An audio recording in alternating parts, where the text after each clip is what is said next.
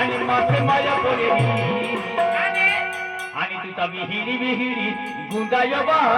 Rangeela Rongali